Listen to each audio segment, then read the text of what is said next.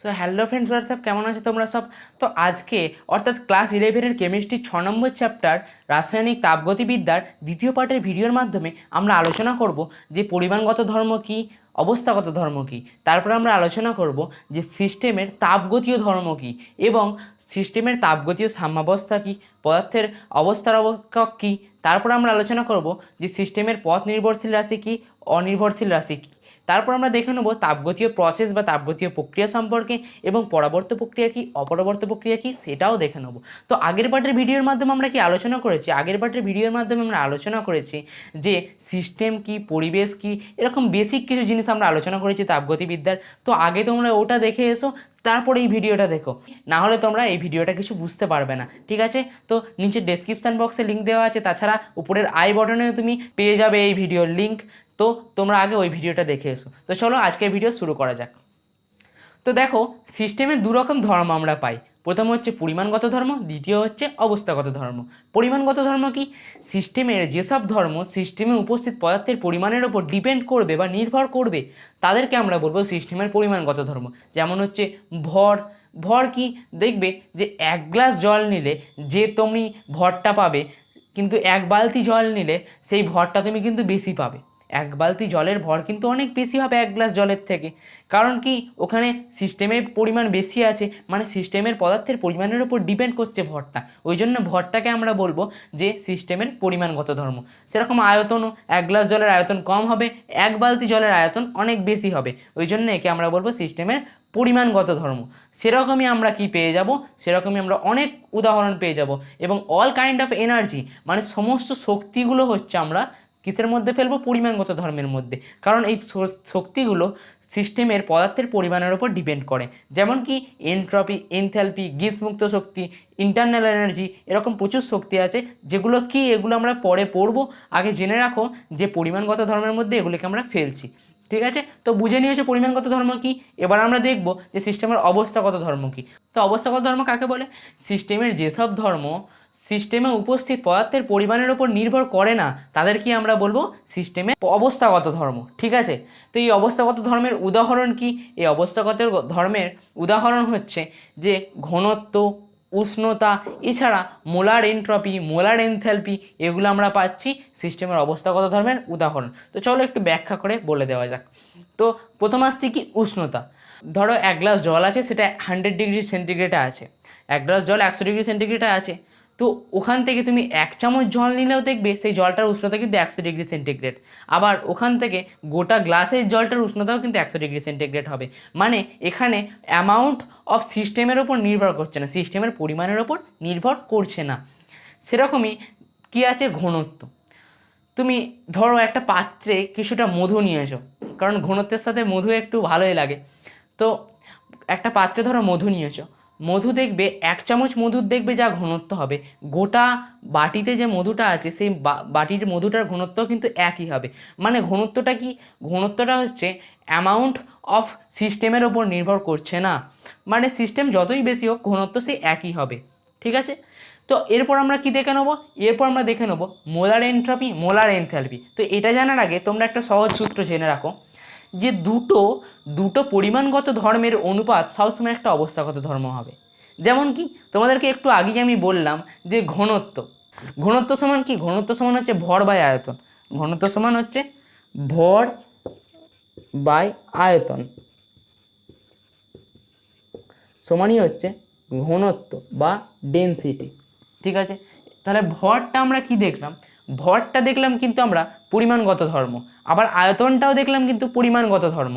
তাহলে এটাও পরিমাণগত ধর্ম, এটাও পরিমাণগত ধর্ম, দুটি হচ্ছে পরিমাণগত ধর্ম। কিন্তু ঘনত্বটা আমি কি দেখলাম? ঘনত্বটা দেখলাম অবস্থাগত ধর্ম। মানে আমরা কি দেখতে পেলাম যে দুটো পরিমাণগত ধর্মের অনুপাত কিন্তু একটা অবস্থাগত ধর্ম হচ্ছে, বুঝলে? তো এরকমই আছে মোলারিটি। মোলারিটিটা কি? মোল সংখ্যা বাই আয়তন। মোলারিটিটাকে এম দিয়ে লিখছি আমি, তাহলে এটা হচ্ছে মোল সংখ্যা বাই আয়তন। মোল সংখ্যাটা তোমাদেরকে কি বললাম?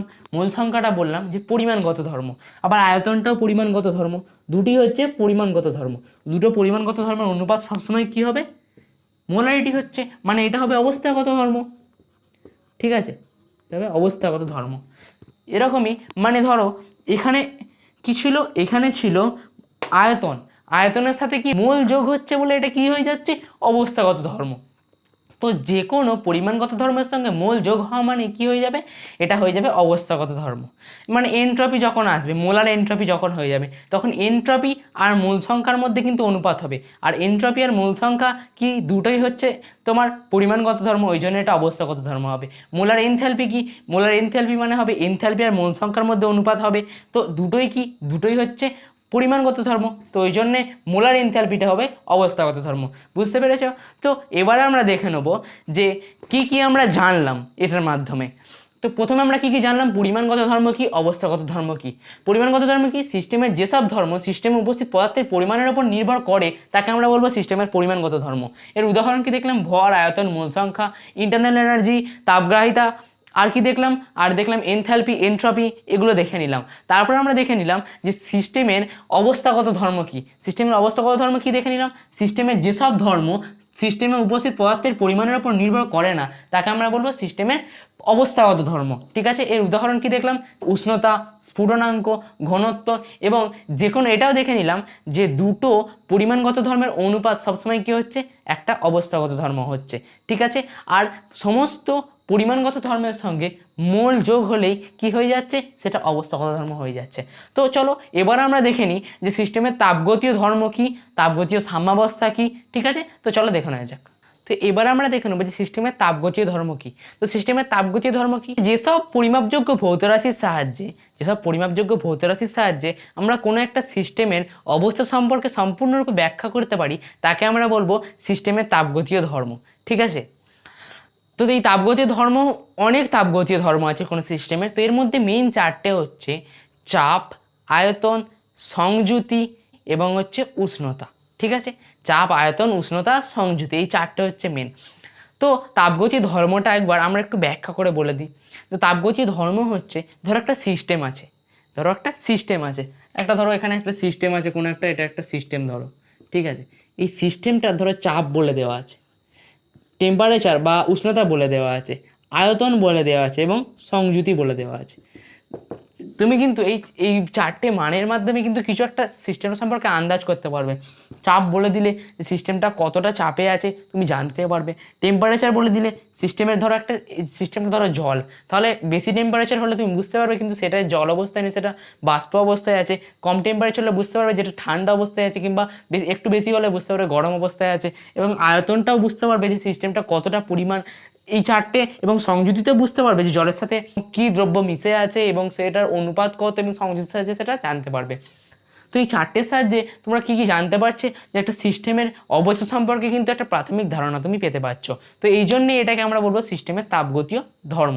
ঠিক আছে, তো এই তাপগতীয় ধর্মগুলো কিন্তু চেঞ্জ হয়।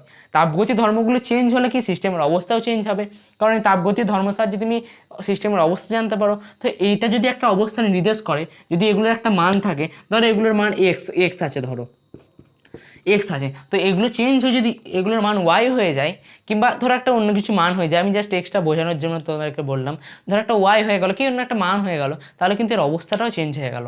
এর আলাদা আলাদা মান হলে কিন্তু অবস্থাও আলাদা আলাদা হবে।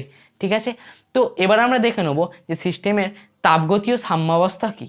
ঠিক আছে, তাপগতীয় সাম্যাবস্থা কী বলছে, যে এই তাপগতীয় ধর্মগুলো, মানে এই মেইন যে তাপগতীয় ধর্ম চারটে এবং এছাড়া অনেক আছে। তো এই চাপ, টেম্পারেচার, আয়তন এবং সংযুতি, এই চারটে তাপগতীয় ধর্ম যখন সময়ের সঙ্গে সঙ্গে অপরিবর্তিত থাকবে তখন আমরা বলবো যে সিস্টেমটা তাপগতীয় সাম্যাবস্থায় আছে। ঠিক আছে, তো কী করে এটা আমরা বুঝতে পারবো একটু দেখে নিই। ধরো একটা চাপ আছে সিস্টেমের, টেম্পারেচার আছে, আয়তন আছে এবং সংযুতি আছে। এগুলোর মান ধরো এক্স করে আছে, সব কটা ধরো মান এক্স, কি কিছু একটা ধরো মান আছে। এগুলো একটা নির্দিষ্ট টাইম পর তুমি দেখলে যে মানটা সবকটাই কিন্তু একই মান আছে। এখানেও P x, T X, V x, আর সংযুতিও কিন্তু এক্স। ঠিক আছে, মানে চাপও একই আছে, টেম্পারেচারও একই আছে, আয়তনও একই আছে এবং সংযুতিও একই আছে। তাহলে এখানে কি কোনোরূপ বিক্রিয়া হয়নি। এবং অন্যান্য তাপগতীয় ধর্মগুলো ধরো একই আছে, তাহলে এখানে কি কোনোরূপ বিক্রিয়া হয়নি বা কোনোরূপ প্রক্রিয়া হয়নি, তো এই জন্যই এক আছে, কারণ প্রক্রিয়ার মাধ্যমে কি কিছু আদান প্রদান হয়। তো এই জন্য আমরা বলবো যেটা সাম্যাবস্থায় আছে। তো এর সংজ্ঞা কি? এর সংজ্ঞা হচ্ছে কোনো সিস্টেমের তাপগতীয় ধর্মগুলো যদি সময়ের সঙ্গে সঙ্গে অপরিবর্তিত থাকে তাহলে আমরা তাকে বলবো যে সিস্টেমটা তাপগতীয় সাম্যাবস্থায় আছে। ঠিক আছে, তো এখন আমরা কি দেখে নিলাম, একবার দেখে নিই। তাপগতীয় ধর্ম, যেসব পরিমাপযোগ্য ভৌত রাশির মাধ্যমে সিস্টেমের অবস্থা সম্পর্কে সম্পূর্ণরূপে ব্যাখ্যা করা যায় তাকে আমরা বলি তাপগতীয় ধর্ম। এর উদাহরণ কি? অনেক উদাহরণ আছে এবং এর মধ্যে মেইন যে চারটে, সেই চারটে তোমাদেরকে বলে দিলাম, যে চাপ, আয়তন, উষ্ণতা আর সংযুতি। ঠিক আছে, তারপর দেখে নিলাম তাপগতীয় সাম্যাবস্থা সম্পর্কে। তাপগতীয় সাম্যাবস্থা কি? তাপগতীয় সিস্টেমের তাপগতীয় ধর্মগুলির মান সময়ের সঙ্গে সঙ্গে অপরিবর্তিত থাকলে সিস্টেমের তাপগতীয় সাম্যাবস্থা থাকে, সিস্টেমটি তাপগতীয় সাম্যাবস্থায় থাকে। তো এবার আমরা দেখে নেবো যে পদার্থের অবস্থার অপেক্ষক কি, পথ নিরপেক্ষ রাশি কি, পথ নির্ভরশীল রাশি কি। তো চলো দেখে নেওয়া যাক। তো এবার আমরা দেখে নেবো যে তাপগতীয় সিস্টেমের অবস্থার অপেক্ষক কি। তো তাপগতীয় সিস্টেমের অবস্থার অপেক্ষক কি? কোনো তাপগতীয় সিস্টেমের কোনো মুহূর্তের যেসব ধর্মগুলো সিস্টেমটার ওই মুহূর্তে অবস্থার উপর নির্ভর করে, কিভাবে ওই অবস্থায় পৌঁছেছে তার উপর নির্ভর করে না, তাকেই আমরা বলবো সিস্টেমের অবস্থার অপেক্ষক। ঠিক আছে, তো এই অবস্থার অপেক্ষকের উদাহরণ কি? উদাহরণ হচ্ছে তোমার চাপ, আয়তন, উষ্ণতা, এনথ্যালপি, এনট্রপি। এনথ্যালপি এনট্রপিটা জিনিসটা কি এতক্ষণ হচ্ছে তোমাদের কোশ্চেন, তো এটাই না। তো এটা কি তোমরা আলাদা করে স্পেসিফিক পড়বে। ঠিক আছে, তো এখন জাস্ট জেনে রাখো, এরপরেই আমরা পড়বো সব, যে ইন্টারনাল এনার্জি কি, এনট্রপি কি, এনথ্যালপি কি। ঠিক আছে, তো এখন জাস্ট জেনে রাখো যে চাপ, আয়তন, এনট্রপি, এনথ্যালপি এইগুলো হচ্ছে কি পদার্থের অবস্থার অপেক্ষক। কারণ কি, একটা সিস্টেমকে ধরো তুমি প্রথমে 5 অ্যাটমসফিয়ার চাপ দিয়েছো, তারপর আবার চাপটা কমে গেছে, চাপ কমিয়ে নিয়েছো, আবার 2 অ্যাটমসফিয়ার চাপ দিয়েছো, আবার 7, আবার 10, এরকম প্রচুর চাপ দিয়েছো, দিয়ে ফাইনাল যে প্রেসারটা হয়েছে সেটা হয়েছে তোমার 10 অ্যাটমসফিয়ার। ফাইনাল প্রেসারটা হয়েছে কত? 10 অ্যাটমসফিয়ার। তাহলে এখানে সিস্টেমের চাপ কত? তুমি কি ওইগুলো সব যোগ করবে? ওইগুলো সব ধরবে? ওগুলোকে ধরবে না, তুমি ফাইনালটা ধরবে। মানে ওই অবস্থার চাপটাকে তুমি দেখবে, কি করে এই অবস্থায় পৌঁছেছে সেটা তুমি দেখছো না। এই জন্যই আমরা কি বলবো যে চাপটা হচ্ছে কি অবস্থার অপেক্ষক। এরকমই তাপমাত্রাটাও তুমি এরকমই হিসেব করবে। ধরো তুমি একটা জলকে প্রথমে 100 ডিগ্রি সেন্টিগ্রেড দিয়েছো, তারপর 80 ডিগ্রি করেছো, ওখান থেকে 50 ডিগ্রি, ওখান থেকে 60 ডিগ্রি, ওখান থেকে 10 ডিগ্রি, 20 ডিগ্রি, এরকম করে এসছে কত ডিগ্রি? 45 ডিগ্রিতে ধরে এসছে জলটা। তাহলে তুমি ওখানে কি জলের ধরো টেম্পারেচার তোমাকে মাপতে দিল, তাহলে তুমি কি করবে? মেপে দেখবে 45 ডিগ্রি, তুমি আগে দেখবে না যে কত ডিগ্রি দেওয়া হয়েছে। কারণ এটা কি, সেই অবস্থায় ওই উষ্ণতাকে আমরা মাপবো, সেই অবস্থায় তাপমাত্রাকে মাপবো, কি করে পৌঁছেছে আমরা দেখবো না। এই জন্য আমরা বলছি এটা অবস্থার অপেক্ষক, মানে ওই অবস্থার উপর নির্ভর করছে। ঠিক আছে, তো এই অবস্থার অপেক্ষকের মানের যখন পরিবর্তন দেবে, মানে ধরো একটা মানের চেঞ্জ দিল, মানে আমরা চেঞ্জকে আমরা কি দিয়ে লিখি? ডেল পি দিয়ে লিখি। ঠিক আছে, মানে ডেল দিয়ে লিখি, মানে চাপের যখন চেঞ্জ দেবে তখন ডেল পি দিয়ে লিখবো। ডেল পি মানে কি? ডেল পি মানে হচ্ছে P2 মাইনাস P1, বা ভালো কথাই তোমরা লিখতে পারো যে P final minus P initial. ঠিক আছে, মানে ধরো একটা সিস্টেম আছে, এই সিস্টেমটার একটা প্রাথমিক চাপ ছিল, একটা চাপ ধরো ছিল 1 অ্যাটমসফিয়ার, ধরো 1 অ্যাটমসফিয়ার চাপ ছিল, এটা থেকে তুমি সিস্টেমটাকে বাড়িয়ে চাপ করে দিলে 5 অ্যাটমসফিয়ার। তাহলে এখানে ডেল পি কত? ফাইনাল, মানে ফাইনাল হচ্ছে 5, মাইনাস কত? মাইনাস কি ইনিশিয়াল মানে হচ্ছে 1, মানে প্রাথমিক। ফাইনাল মাইনাস প্রাথমিক মানে 4, মানে এর পরিবর্তন কত হলো? 4 অ্যাটমসফিয়ার। ঠিক আছে, আচ্ছা ধরো এখানে যে 1 অ্যাটমসফিয়ার আছে, এই 1 অ্যাটমসফিয়ার থেকে তুমি এটাকে প্রথমে করলে 10 অ্যাটমসফিয়ার। ঠিক আছে, এটাকে করলে 10 অ্যাটমসফিয়ার। ঠিক আছে, 10 অ্যাটমসফিয়ার করলে, তারপর এটাকে আবার তুমি করলে 5 অ্যাটমসফিয়ার, তারপর আবার করলে 3 অ্যাটমসফিয়ার, দিয়ে তুমি নিয়ে গেলে 5 অ্যাটমসফিয়ার, আবারও করলে 5 অ্যাটমসফিয়ার, মানে ফাইনাল হলো 5 অ্যাটমসফিয়ার। তাহলে কি চেঞ্জ কত? আমি কি বলেছি যে সবসময় আমরা কি দেখবো? চাপটা হচ্ছে কি পদার্থের অবস্থার অপেক্ষক, মানে লাস্ট কি পোর্শনে আছে সেটা আমরা দেখে নেব। মানে এই পোর্শনে কিন্তু চাপ 5 অ্যাটমসফিয়ার, কারণ এটা হচ্ছে ফাইনাল, আমরা ফাইনাল দেখবো। তো ফাইনাল হচ্ছে 5 অ্যাটমসফিয়ার লেখাই আছে, আর কি প্রাথমিকে কত? 1 অ্যাটমসফিয়ার, ওই জন্য 4 অ্যাটমসফিয়ার। মানে এইগুলোকে আমি দেখছি না, কত চেঞ্জের সময় কিন্তু আমি এগুলোকে দেখছি না। যেমনই এখানে মান বার করার সময় আমি এগুলোকে দেখছিলাম না যে কি করে এই অবস্থায় পৌঁছেছে, সেটা আমি দেখছি না। সেরকমই যখন একটা চেঞ্জ বার করব, যখন del P, del T, del V মানে ডেল আয়তন বা ডেল উষ্ণতার মান বার করব, মানে পরিবর্তনের মান বার করব, তখনও কিন্তু আমি কীভাবে এই উষ্ণতায় পৌঁছেছে বা কীভাবে এই আয়তনে বা কীভাবে এই চাপে পৌঁছেছে আমি দেখব না, ফাইনাল মাইনাস ইনিশিয়াল করে দেবো। মানে এইগুলোকে আমি কিন্তু দেখছি না, তাই তো? মানে কোন পথে হয়েছে সেটা আমি দেখছি না, কোন পথে হয়েছে সেটা আমি দেখছি না। যদি এখান থেকে এটা 1 অ্যাটমসফিয়ার থেকে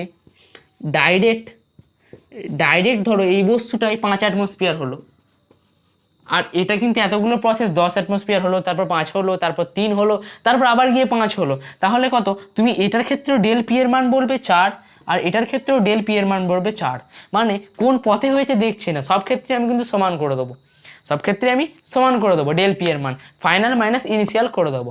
মানে কোন পথে হয়েছে দেখছি না বলে এটাকে আমরা বলবো পথ নিরপেক্ষ রাশি, ঠিক আছে? মানে পথ নিরপেক্ষ রাশি হচ্ছে যে কোন পথে হচ্ছে প্রসেসটা সেটাকে আমরা দেখবো না কোনো মতেই, ফাইনাল মাইনাস ইনিশিয়াল করে দেবো। তো এই জন্যেই যে ডেল পি, ডেল টি এগুলো যেহেতু পদার্থের অবস্থার অপেক্ষক, এই জন্য এই চেঞ্জগুলো কি পদার্থের ফাইনাল মাইনাস ইনিশিয়াল করা হয়, যে অবস্থার উপর দেখা হয়, কোন পথে হয়েছে দেখা হয় না। তো এই জন্যে আমরা একে বলবো পদার্থের অবস্থার অপেক্ষক বা পথ নিরপেক্ষ রাশি, এর চেঞ্জগুলোকে বলি। তো পথ নিরপেক্ষ রাশি, আচ্ছা যদি পথ নির্ভরশীল রাশি হয় তাহলে সেটা কীরকম হবে? তো আমাদের কেমিস্ট্রিতে কার্য আর তাপ হচ্ছে যে পথ নির্ভরশীল রাশি, মানে কোন পথে হয়েছে সেটার উপর ডিপেন্ড করবে। মানে ধরো তুমি একটা প্রসেস করেছো, সেখানে ফাইনাল একটা বস্তুর তাপ আছে, সেটা কিন্তু ফাইনালটা ধরলে হবে না, কোন প্রসেসে এসছে সেটা আমাকে দেখতে হবে, সেরকমই কার্যকেও দেখতে হবে। তো কার্যটার একটা টেম্পোরারি উদাহরণ তুমি বুঝতে পারো, যে জাস্ট টেম্পোরারি, এটা মনে রাখো, এটা তোমরা পরে বুঝতে পারবে যে তাপ কার্য কেন আমি বলছি পথ নির্ভরশীল রাশি। জাস্ট এখন টেম্পোরারি জানতে পারো যে ধরো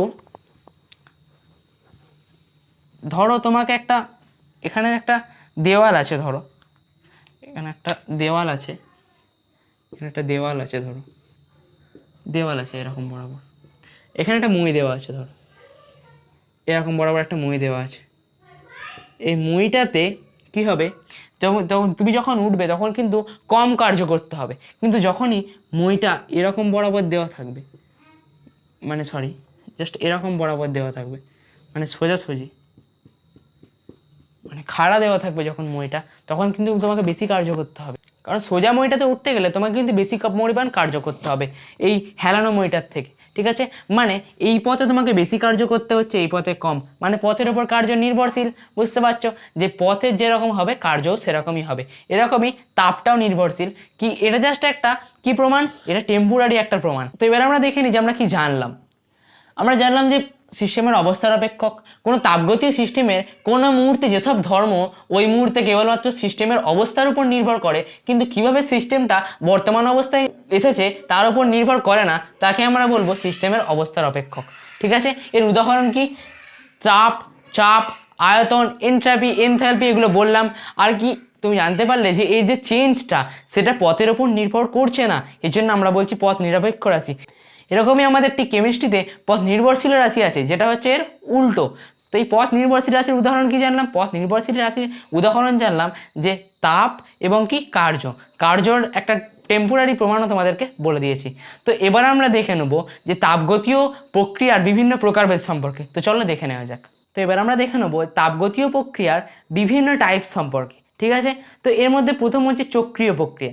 চক্রীয় প্রক্রিয়া কি? ধরো একটা সিস্টেম প্রাথমিক অবস্থা থেকে শুরু করে 2-3টে স্টেজ অতিক্রম করলো, মানে 2-3টে স্টেজে প্রক্রিয়াটা ঘটলো, তারপর ফিরে এসে আবার প্রাথমিক অবস্থায় ফিরে এলো, ঠিক আছে? তাহলে সেই প্রক্রিয়াটাকে আমরা বলবো চক্রীয় প্রক্রিয়া, ঠিক আছে? ধরো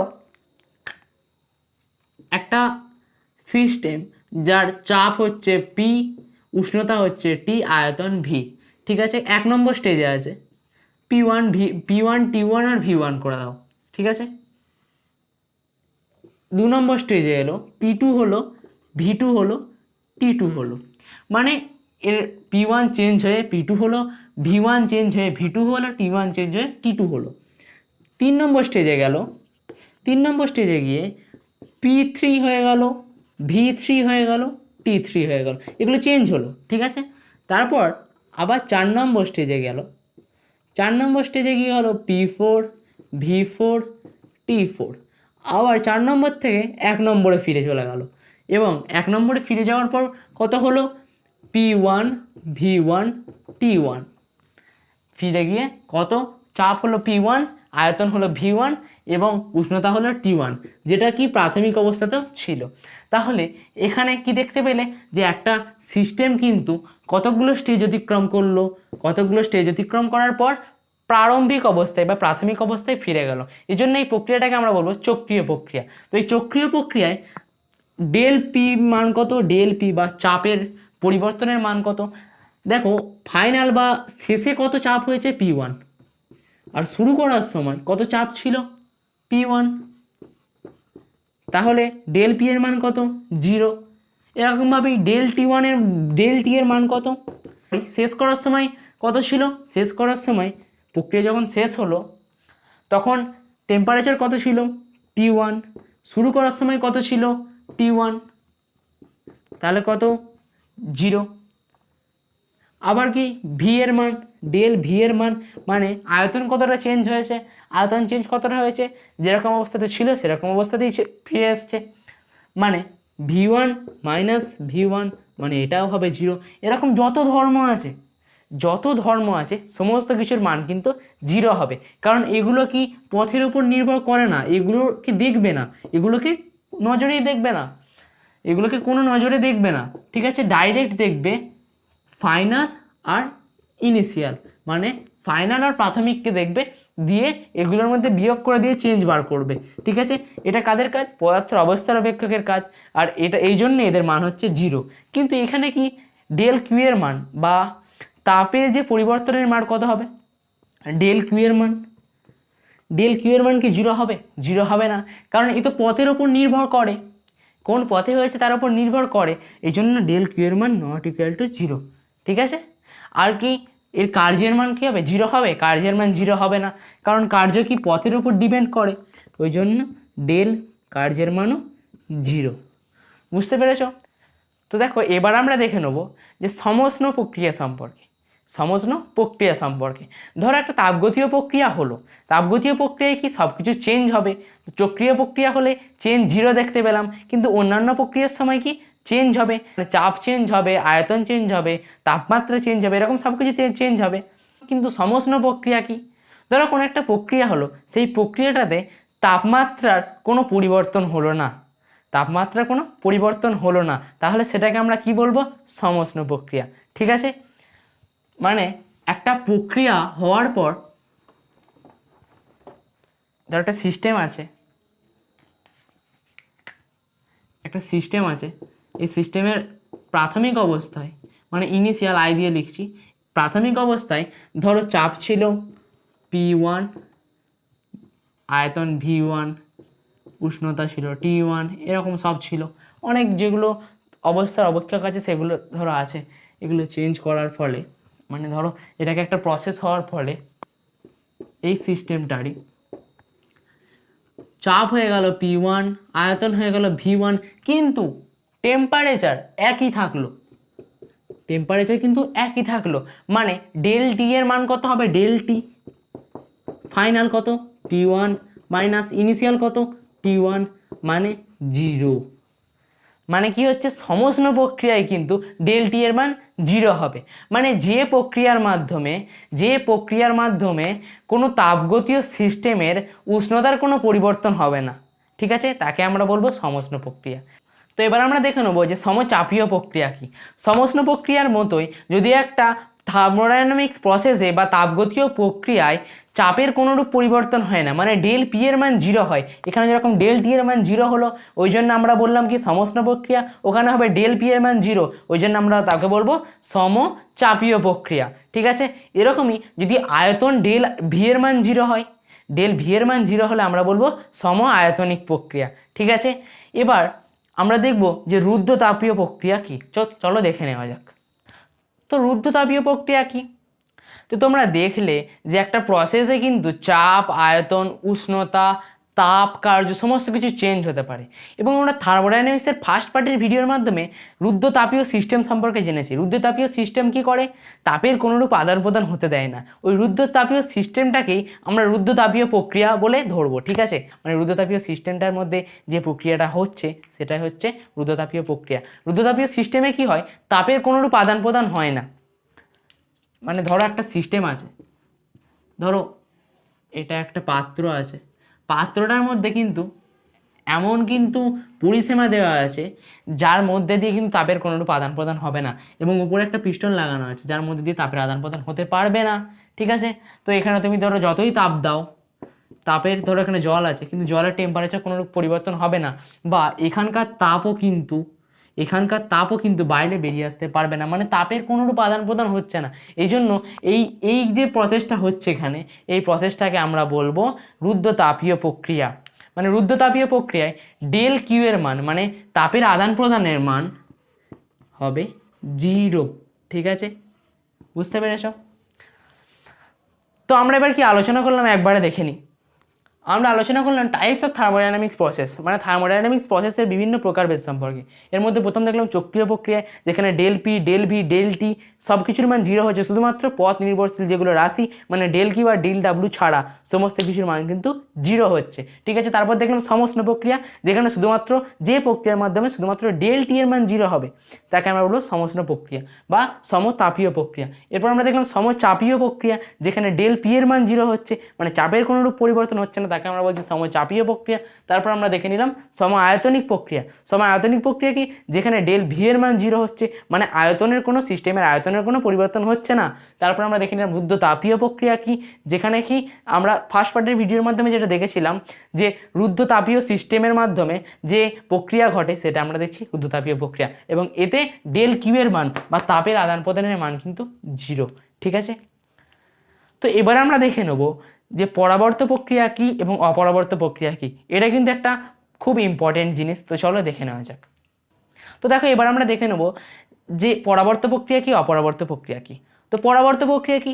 যদি একটা থার্মোডাইনামিক প্রসেস বা তাপগতীয় প্রক্রিয়া অসংখ্য ধাপে সম্পন্ন হয় এবং কি সময় বেশি লাগে, এবং কি প্রক্রিয়াটাকে যদি আমি সম্মুখ ও বিপরীত মুখে উভয় দিকেই পরিচালনা করতে পারি, তখন আমি তাকে বলবো পরাবর্ত প্রক্রিয়া। তো এটা প্র্যাকটিক্যালি একটু দেখে নিই। ধরো একটা পাত্রে আমি কিছু পরিমাণ গ্যাস নিয়েছি এবং ওপরে একটা পিস্টন লাগিয়ে দিয়েছি, এবং পিস্টনের ওপরে আমি ছোট ছোট ওয়েট বা বাটখারা ধরো চাপিয়ে দিচ্ছি। ওয়েট একটা চাপানো, খুব ছোট একটা ওয়েট চাপালাম, চাপানোর ফলে কি একটু নামবে পিস্টনটা একটু নেমে গেল, এটা চাপানোর ফলে। ধরো প্রাথমিক অবস্থায় এর চাপ ছিল, মানে গ্যাসটার চাপ ছিল পি, এবং এই পিস্টনটা নামার ফলে চাপ বাড়লো, এবং চাপ কতটা বাড়লো? ডিপি পরিমাণ ধরো বাড়লো। তাহলে এখন কত ছিল? প্রাথমিক অবস্থায় ছিল পি, এখন ডিপি বাড়লো, মানে এখন টোটাল চাপ কত? পি প্লাস ডিপি, এবং পিস্টনটা ধরো স্থির হয়ে গেল এখানে, মানে এটা সাম্যাবস্থায় চলে এলো। এরকমই ধরো আবার একটা ওয়েট আমি এখানে চাপিয়ে দিলাম, মানে এখানে দুটো ওয়েট হয়ে গেল। তাহলে কি এই দুটো ওয়েট থেকে যখন আমি একটা ওয়েট আবার তুলে নেব, তখন কি এটা আবার আগের অবস্থায় ফিরে আসবে, আবার যখন এই একটা ওয়েট থেকেই তুলে নেবো আমি, তখন একদম প্রাথমিক অবস্থায় ফিরে চলে আসবে। মানে কি এটাকে সম্মুখ আর বিপরীত দুদিকেই পরিচালনা করা যাচ্ছে, আর কি এটা অসংখ্য ধাপে হচ্ছে। দেখো আবার একটা যদি ওয়েট চাপিয়ে দিই আমি, তাহলে আবার এক ধাপ নামবে, আবার একটা ওয়েট চাপিয়ে দিলে আবার, মানে ওয়েট সংখ্যা যত বাড়াবো আমি, ছোট ছোট ওয়েট সংখ্যা, তত স্টেপও বাড়বে আর প্রক্রিয়াটা কিন্তু তত সামনের দিকে যাবে। তো এই জন্য এই প্রক্রিয়াটাকে আমরা বলবো পরাবর্ত প্রক্রিয়া। তো পরাবর্ত প্রক্রিয়া কি হচ্ছে? যে অসংখ্য ধাপে হচ্ছে, আর কি দেখতে পেলে যখন এই স্টেপটা থেকে এই স্টেপে এলাম, মানে একটা ওয়েট যখন দিলাম, কিছুটা পরিমাণ যখন নামলো পিস্টনটা, তখন যদি এই ওয়েটটাকে আমি তুলে নিতাম, তখন আমি আগের অবস্থায় ফিরে পেতাম। মানে সামনের দিকেও যাচ্ছে প্রসেসটা, আবার পিছন দিকেও প্রসেসটা হতে পারছে, মানে সিস্টেমটা নিজে কার্য করতে পারছে, আবার সিস্টেমটার ওপরেও কার্য হচ্ছে, ঠিক আছে? এরকমই এই প্রক্রিয়াটাকে আমরা বলবো পরাবর্ত প্রক্রিয়া, ঠিক আছে? এই জন্য এই প্রক্রিয়াটাকে আমরা বলবো পরাবর্ত প্রক্রিয়া, কারণ কি এটা সম্মুখ বিপরীত মুখে পরিচালনা করতে পারছি, অসংখ্য ক্ষুদ্র ক্ষুদ্র ধাপে পরিচালনা হচ্ছে, আর কি এটাতে টাইম লাগছে বেশি, ঠিক আছে। তো এবার আমরা দেখে নেবো যে অপরাবর্ত প্রক্রিয়া কী। তো চলো দেখে নেওয়া যাক। তো দেখো এবার আমরা দেখে নেবো যে অপরাবর্ত প্রক্রিয়া কী। যেমন পরাবর্ত প্রক্রিয়া আমরা কি দেখলাম, ওই প্রক্রিয়াটা কি হবে, অসংখ্য ক্ষুদ্র ক্ষুদ্র ধাপে হবে। কিন্তু অপরাবর্ত প্রক্রিয়া কী হবে, এক বা একাধিক ধাপে হবে এবং এটা কি খুব দ্রুত বা কুইক হবে। আর কি হবে, এটা সামনের দিকে এবং পিছনের দিকে যেরকম বিক্রিয়াকে পরিচালনা করছিলাম পরাবর্ত প্রক্রিয়ায়, যে ওয়েটগুলো তুলে নিলি আবার নিজের জায়গায় ফিরে আসছে, মানে বিক্রিয়াটা কি অগ্রপশ্চাৎ অভিমুখে কাজ করছে, কিন্তু এটা কিন্তু এই প্রক্রিয়াটা হবে না। ঠিক আছে। তো যে প্রক্রিয়া কি হবে, দ্রুত গতিতে হবে এবং কি এক বা একাধিক ধাপে হবে, আর কি হবে, অগ্রপশ্চাৎ অভিমুখে আমি প্রক্রিয়াটাকে পরিচালনা করতে পারবো না, তাকে আমরা বলবো অপরাবর্ত প্রক্রিয়া। তো চলো একটু প্র্যাকটিক্যালি দেখে নেওয়া যাক। ধরো এখানে কিছু পরিমাণ গ্যাস নিয়েছি, আমি একটা পিস্টন লাগিয়ে দিয়েছি একটা পাত্রে। তো আগে যে আমি 3-4টে ওয়েট একবারে দিচ্ছিলাম, সেই 3-4টে বা 5-6টা ওয়েট একবারে আমি দিয়ে দিলাম এখানে। ওখানে যেরকম একে একে দিচ্ছিলাম, এখানে একবারে দিয়ে দিলাম, মানে 5-6টা ওয়েট একবারে দিয়ে দিলাম। ফলে ওয়েট অনেক বেশি হয়ে গেল, মানে পিস্টনটা একদম নিচে নেমে যাবে। পিস্টনটা কি একদম নিচে নেমে যাবে, মানে কি হলো দেখো, এইটাই বিক্রিয়াটা কি হলো, খুব তাড়াতাড়ি হলো। ওটা যেরকম ধাপে ধাপে ধাপে ধাপে হচ্ছিল, এটাকে কিন্তু খুব তাড়াতাড়ি হলো। মানে ওটা ধাপে ধাপে হচ্ছিল বলেই বেশি সময় লাগছিল, আর এটা এক বা একাধিক ধাপে হচ্ছে বলে কম সময় লাগছে। ঠিক আছে। তো এই প্রক্রিয়াটা দ্রুত যেরকমই হচ্ছে, সেরকমই কি হচ্ছে, যখন তুমি এই ওয়েটগুলো এখান থেকে সরিয়ে নেবে, যখন এই ফাইনাল পজিশনে পৌঁছে গেছে আর তুমি ওয়েটগুলো সরিয়ে নিচ্ছ, তখন কিন্তু এইগুলোর নিজের অবস্থায় বা আগের অবস্থায় ফিরে আসতে পারবে না, কারণ একটা বাইরে থেকে একটা প্রেশার থাকবে, মানে প্র্যাকটিক্যালি এটা কিন্তু আর ফিরে আসতে পারবে না, সেই চাপের একটা কারণে এটা ফিরে আসতে পারবে না। ওই জন্য আমরা একে বলবো অপরাবর্ত প্রক্রিয়া। ঠিক আছে। ওই জন্য একে আমরা কি বলবো, অপরাবর্ত প্রক্রিয়া। তো অপরাবর্ত প্রক্রিয়া আমরা কি দেখলাম, বিক্রিয়াটা এক বা একাধিক ধাপে হচ্ছে, অসংখ্য ধাপে হচ্ছে না, এবং কি খুব কুইক হচ্ছে, এবং সময়ও কি লাগছে, অনেক কম লাগছে। আর কি, আর অগ্রপশ্চাৎ অভিমুখে এটা যেরকম পরিচালনা করছিলাম, যে একটা ওয়েট তুলে নিলে ওটা আগে নিজের জায়গায় ফিরে আসছে, আবার ওয়েটটা দিয়ে দিলে আবার এই পোর্শনে চলে আসছে, সেটা কিন্তু এখানে হবে না। মানে এই প্রক্রিয়াটা কিন্তু বাস্তবে বেশি দেখা যায়, এই প্রক্রিয়াটা কিন্তু আদর্শ বলতে গেলে, মানে এটা খুব একটা দেখা যায় না, কিন্তু এই প্রক্রিয়াটা সচরাচর হয়ে থাকে। তো প্রথম থেকে আমরা এই ভিডিওর মাধ্যমে যা যা জানলাম একবার দেখে নিই। আমরা জানলাম পরিমাণগত ধর্ম কী, অবস্থাগত ধর্ম কী, এবং তারপর জানলাম তাপগতীয় ধর্ম, তাপগতীয় সাম্যাবস্থা, সিস্টেমের অবস্থার অপেক্ষক, মানে যে উদাহরণগুলো দিলাম, যে চাপ, তাপ, আয়তন, এগুলো কি সিস্টেমের অবস্থার উপর ডিপেন্ড করবে, কীভাবে সেই অবস্থায় এসছে এটার উপর ডিপেন্ড করবে না, তাকে আমরা বলবো সিস্টেমের অবস্থার অপেক্ষক। ঠিক আছে। তারপর দেখলাম পথ নিরপেক্ষ রাশি, যেটাই হচ্ছে সিস্টেমের অবস্থার অপেক্ষকের পরিবর্তনের মানটাই হচ্ছে পথ নিরপেক্ষ রাশি। এবং পথ নির্ভরশীল রাশি কি জানলাম, যে তাপ আর কার্য হচ্ছে পথ নির্ভরশীল রাশি। তারপর আমরা জানলাম তাপগতীয় প্রক্রিয়া সম্পর্কে, এবং তাপগতীয় প্রক্রিয়ার মধ্যে চক্রীয় প্রক্রিয়া, সমষ্ণ প্রক্রিয়া, সমচাপীয় প্রক্রিয়া, সম আয়তনিক প্রক্রিয়া আমরা সম্পর্কে জেনেছি। তারপর জানলাম পরাবর্ত প্রক্রিয়া, অপরাবর্ত প্রক্রিয়া। ঠিক আছে। তো ভিডিওটা তোমাদের কেমন লাগলো একটু কমেন্ট করে জানাবে, এবং ভিডিওটা লাইক করে দেবে, এছাড়া চ্যানেলটা সাবস্ক্রাইব করতে ভুলবে না। তো দেখা হচ্ছে পরের ভিডিওতে, আজকের মতো এখানেই বাই।